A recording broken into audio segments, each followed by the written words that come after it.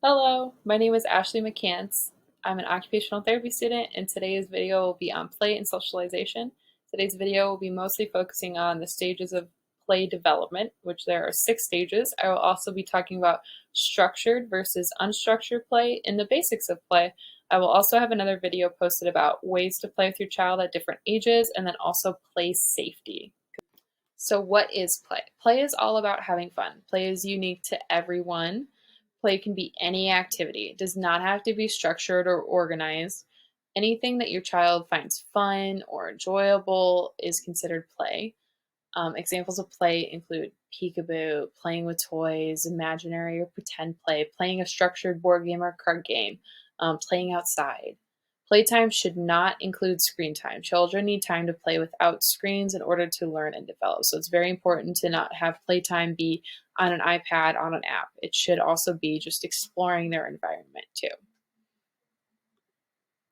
So unstructured versus structured play. So unstructured play is free choice, child-led, does not need to be toys, and has no rules or guidelines. Obviously, still have safety rules and guidelines for your child. It doesn't have to be completely rule-free like that, but more so you don't have to keep things in certain places. You don't have to stack the blocks a certain way. It's mostly just free play. They get to choose. There's not a lot of structure to it. So they just get to kind of do what they want.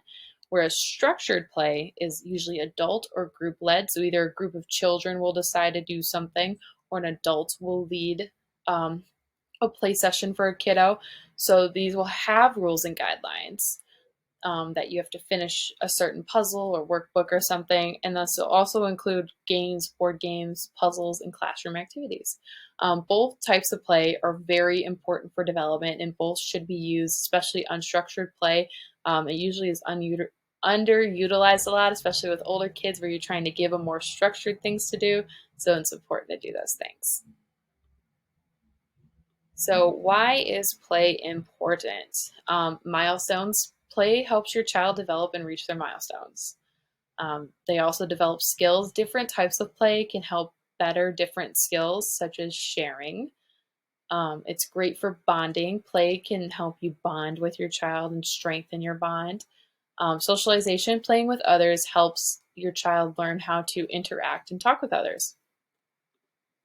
So play development, just like the milestones, play also develops as your child gets older. Play development begins at birth, and most major play milestones are met by about age 4 to 5.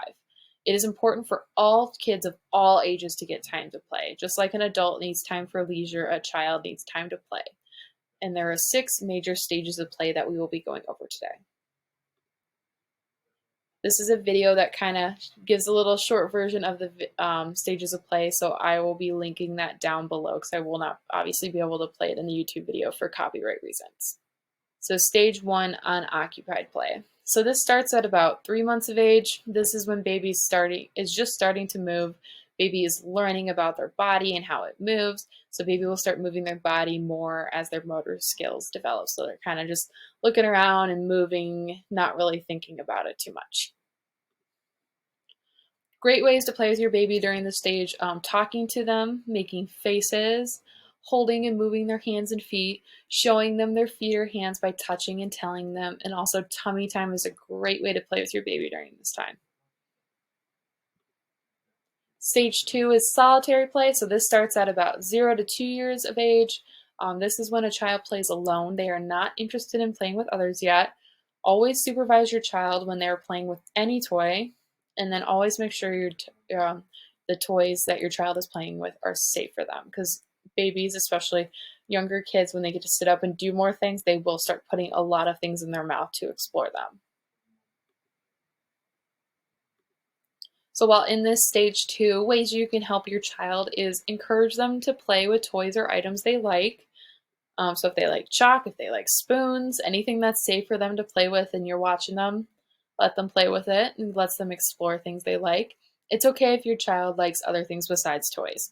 So you might see a super cool toy and want to play with it as an adult and be like, oh, this has been so cool to have. And then your kid may show no interest in it. Every child is different and will like different things. So no two children are the same, that's for sure. Stage 3 is spectator onlooker behavior. So this starts at about 2 years old. It is more a play behavior where a child watches other children while they play but will not play with them. So this is a lot of watching and learning. And it kind of looks sad because this little boy just does not want to join playing soccer. He just wants to watch them play soccer, but it's very normal at this age. So for helping your child with this stage 3 spectator onlooker behavior, during this behavior, you can encourage your child to play with others. If they don't want to, don't force them. Watching other children really helps develop their own play skills. And by watching other children play, they can learn how to play, different social rules, and social interactions. So now we are on to parallel play. So this is a very big stage that a lot of parents will see. Is this type of play starts at about 2 years old, and a child will play alongside or near another child, but they will not play with them. So you'll see these two girls, they're playing with two separate toys, and they're doing kind of their own thing. One's lining up blocks, one's lining up the animals, and they're not playing together, they're just playing next to each other. So during this play, you can encourage your child to sit next to others, encourage sharing if using the same toys. Sharing will be very hard for them to understand because they're not really developmentally ready at this stage to share. You can also practice playing next to your child at home. And also another tip is that if you're having trouble with sharing is remove the toy that's been difficult to share and try doing another activity that the group can do, like dancing or singing or reading a book together. Stage 5, associative play. So this starts at about 3 to 4 years old. This is when a child will interact with others, but there is not much cooperation. So kids playing on a playground together and interacting, but doing different things. So like one is going down the slide and says hi to a person on the swing. So they're kind of interacting with each other, but they're not really cooperating or doing things with each other. They're just kind of there and happen to cross paths. So this might also be relevant for doing crafts. They're both doing separate crafts in this picture, but one might need to borrow a piece of paper or borrow, the scissors. There's only one scissors over here, and that could be considered associative play. So during this time, you can encourage your child to join others, bring your child to places like parks and encourage playing with other children. You can also play with your child at home for them to practice talking and sharing. At home, it's very important to practice these things because that's kind of where they'll learn and get them from. So stage 6, this is the final stages of the play. So stage 6, so this is the final stage of play. This is called cooperative play. This starts at about 4 years old. It's when a child is interested in others and they're interested in both the activity and then also playing with the other children. So cooperative play will continue to develop and will later shape how your child interacts with others. So this will be very important for later on for group projects, for playing on a soccer team together or a baseball team or doing things like that. That's where cooperative play will really become important. During this behavior, you can encourage your child to play with other children, let them explore what they like, and demonstrate how you can play and interact with others correctly. So this is a great time to have family time where you sit down, play a board game together that you guys like, and practice the taking turns and sharing and things like that. So this is a great picture for the different stages of play that you can see here. So unoccupied, she's just kind of hanging out, staring out the window, looking at a butterfly. Solitary, he's playing with himself. Onlooker, he's watching the others play and kind of learning what the classroom's like. So that might be for like a new student in a class. Parallel play, they're not playing with each other and they're also not talking to each other. They're just kind of doing their own thing. Associative, they're playing with the same toy, but they're not building something together. And then cooperative, they're playing chutes and ladders together over here. So I really like this picture because it shows that even though the stages start and kind of stop a little bit at different ages, it actually is important for all of those skills to be developed because they can be used. So sharing skills, sharing is a very important skill for children to learn during their development of play.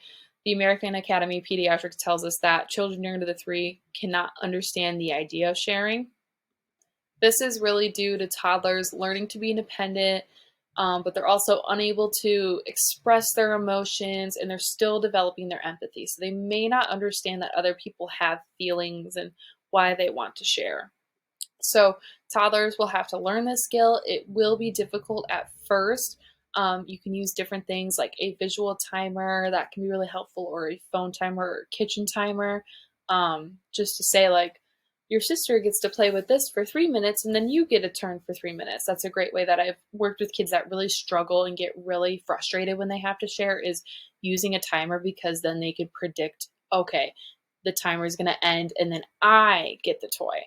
So that can really help put that into perspective, because saying, oh, it's so and so's turn with no end in sight can be very frustrating and very difficult for them to express that they want a turn sooner. Communication skills are also developed and are also very important to learn. So you can see that there's a very big development from that 3 months, you're just cooing and gurgling, and then 5 years are identifying letters, creating longer sentences. So that comes into a really big important part with playing and talking with your child, is these skills developing, and this is one of the big ones, is communication skills. Communication is an important skill learned by kids, especially during play. Narration or narrating for your child when they cannot speak for themselves will help them begin to learn about communication. Sharing skills won't develop until 3 years old, and communication skills can help that. Children also can learn skills by watching others interact, like with mom and dad. Playing at home and narrating is a great way to do that. When age appropriate, practice sharing and taking turns at home at about 3 years old, demonstrating to your child how to communicate and how to say like what they're feeling. I'm feeling happy because I get to play with you, or I'm sad because I want to turn with the toy. So just telling your child those things, and really narrating and saying those things out loud will help them learn to read, especially emotions and stuff, and be like, oh, ooh, I would feel sad too if I didn't get a turn either. So that can be really helpful at home. Thank you for watching. Feel free to send any questions, comments, concerns to that email right here. That's just my personal school email, so feel free to do that. There will also be a survey linked below about these videos that you can answer at any time. And then also be looking out on the channel for more videos. Thank you.